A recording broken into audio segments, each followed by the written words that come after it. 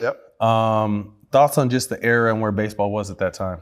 Well, everybody say McGuire and Sammy Sosa saved the game. I don't think they saved the game. You know, I mean, that was a wonderful thing that they did, but the game was going to be fine. Baseball is always going to be fine. It's like you go through ups and downs, through strikes and things like that, and then you have people pissed off at the game. But the game will eventually come back. But that was a great segment way to say they saved the game, which, if that's what you want to call it. But during that era, you had to be a dog. You had to be a dog every day. And this is why Jim Leland was so important to me, because he's the first manager that ever asked for something from me, for the team. I need you to be the best player against their best player, everybody we play.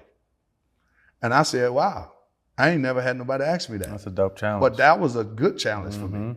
Now it had my focus. Now I got my undivided attention. So if I see a Barry Bonds come in town, I got to be better than Barry Bonds. I'll play you. And I know most people are going to say, how is that possible? Well, go look at our series and matchups.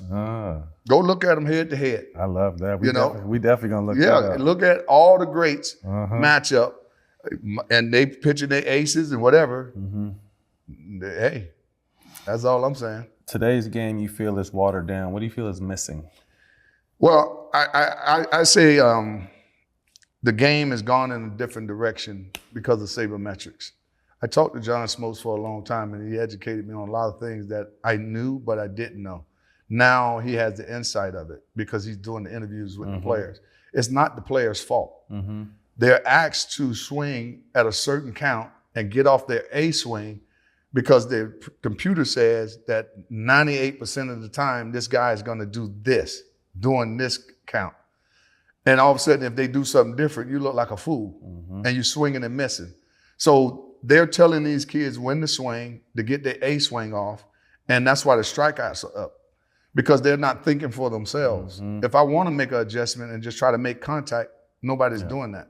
That's why pitchers don't have problems with guys being on second and third less than 1 out or 2 outs, and they get out of it unscathed because strikeout. Too many analytics are in the game instead of just the old school. I don't think I would use the word too many. I think that you need to incorporate old school and balance it. You know, when you look at baseball now, the veteran player that should be making $5 to $10 million and still sticking around and performing and teaching these young guys certain things, he's gone. So now you see the hitting is come way down and pitching is up, but with the upwards or the pitching, a lot of arm problems. It's not sustainable. So I just think they need to take sabermetrics, balance old school with it to create magic. I mean, I feel like that's NBA, same thing. The analytics have you layups or threes, no mid-range. So who wants to watch that? I mean, I don't know if this young generation like that style or not, but I know for me, I want to see something going on. I want to see a triple. I want to see a guy bunt. And that's why I say how to neutralize this velocity. You got to bring back old school way of playing the game. And I guarantee you that'll neutralize that velocity because if you bring in athletes and speed, guys bunt, make that guy that's throwing 100 have to feel his position, they can't do it.